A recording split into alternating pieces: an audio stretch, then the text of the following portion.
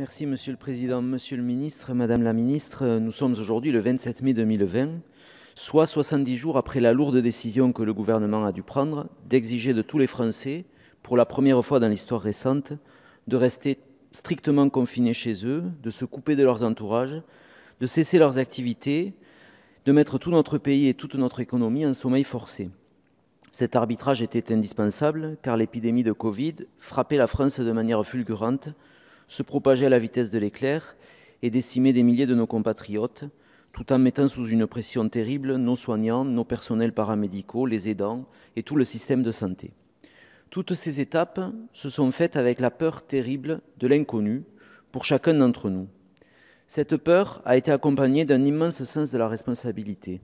Responsabilité politique, car nous sommes nombreux à vous avoir doté de pouvoirs exceptionnels qu'exigeait la situation, sans sourciller, et à vous renouveler cette attribution.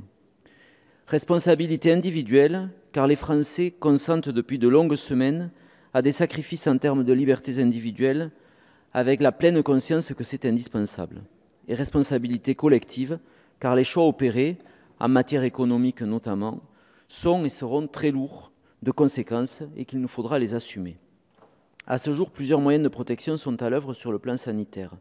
Le port du masque, qui a suscité tant d'atermoiements, surtout parce que l'impréparation de notre pays en a privé un grand nombre de Français pendant très longtemps. Les gestes barrières et les nouvelles habitudes en matière d'hygiène, les contraintes de distanciation sociale, les tests, enfin disponibles, qui permettent dorénavant de repérer ceux parmi nous qui sont atteints par le virus et donc contagieux afin de contenir l'épidémie. Avec ces tests est arrivée aussi la question du ciblage des personnes au contact et de leur information qui se fait depuis plusieurs jours par les brigades territoriales. Tout cet arsenal, nous l'avons appelé de nos vœux et soutenu. Il est nécessaire à notre santé publique et doit nous permettre de ne pas revivre ce que nous avons vécu. Vous nous interrogez aujourd'hui sur un autre dispositif, cette fameuse application mobile devant permettre de repérer a posteriori, au moment où la contamination est avérée, les personnes avec lesquelles un individu a été en contact rapproché au moyen de l'historique des connexions Bluetooth réputées anonymes. Un tel outil peut sembler venir compléter la palette de mesures existantes. Il soulève néanmoins plusieurs questions que ce débat cet après-midi éclaire et dont aucune n'a trouvé de réponse à cet instant.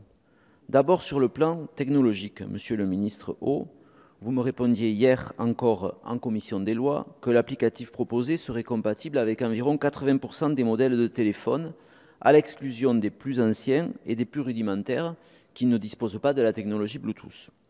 Cette technologie elle-même présente d'ailleurs beaucoup de limites, notamment en termes de précision de la distance par rapport aux autres terminaux, ce qui rend son utilisation à des fins sanitaires plus que discutable. Sur le plan du déploiement ensuite, deux aspects sont source de questionnement.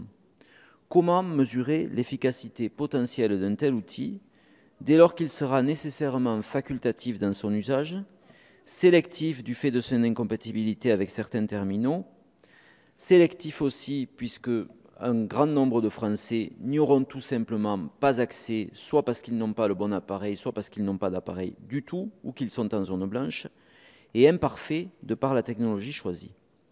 Comment en second lieu en justifier l'introduction aussi tardive, après la sortie de confinement, à l'heure où les autres mesures sont en cours de déploiement et où tous les indicateurs soulignent le fléchissement de l'épidémie? Il aurait fallu le développer plus tôt, et beaucoup de pays voisins y renoncent d'ailleurs sur cette seule base.